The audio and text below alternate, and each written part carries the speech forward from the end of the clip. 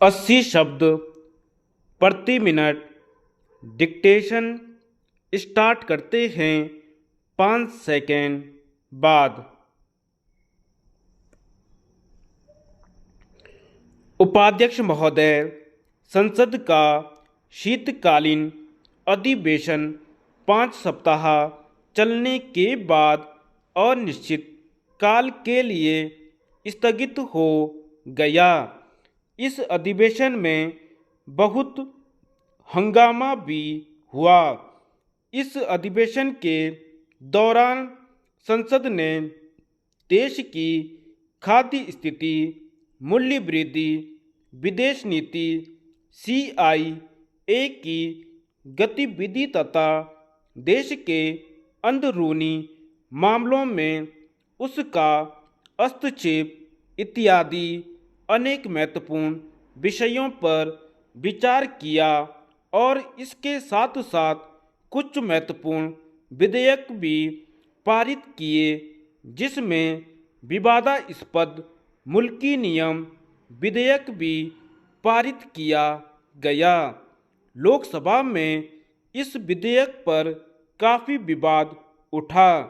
इससे पहले जब सरकार ने इस विधेयक को सदन में पेश करना चाहा तो संवैधानिक व कानूनी आधार पर विपक्ष ने इसका प्रबल विरोध किया और विधेयक को पेश नहीं होने दिया था।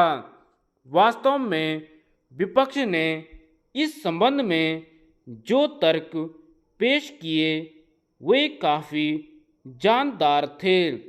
इसीलिए मंत्री महोदय को अंत में यह कहना पड़ा कि वे सभी आपत्तियों पर सर्वप्रथम स्वयं विचार करेंगे तथा अपने को संतुष्ट करना चाहेंगे तथा वह फिर पेश किया जाएगा।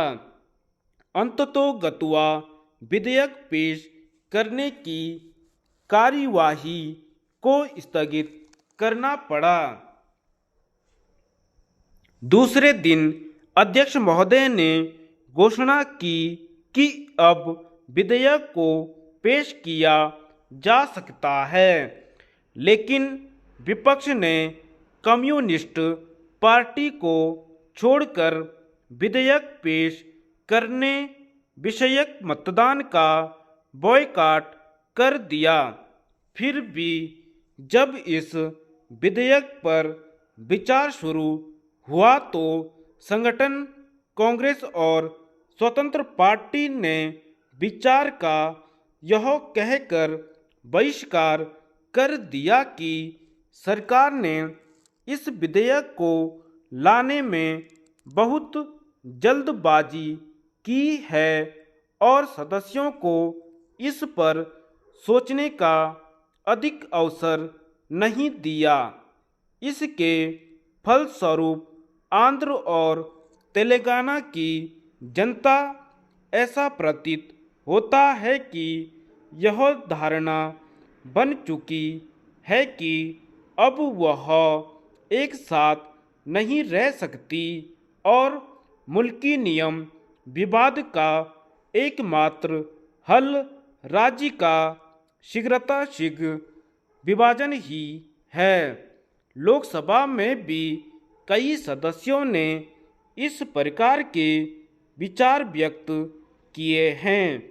इसलिए मुल्की नियम विधेयक के पारित होने और इस विषय में प्रधानमंत्री की घोषणा से कि आंध्र का विभाजन नहीं किया जाएगा, लोगों को निराशा होगी और इसके साथ ही साथ उनकी प्रतिक्रिया भी रोषपूर्ण होगी। यह स्वाभाविक भी है, लेकिन अगर इसको व्यापक राष्ट्रीय हित के दृष्टिकोण से देखा जाए तो प्रधानमंत्री की यह घोषणा सर्वथा स्वागत योग्य है तथा इस पर पूरी तरह से अमल किया जाना चाहिए। धन्यवाद।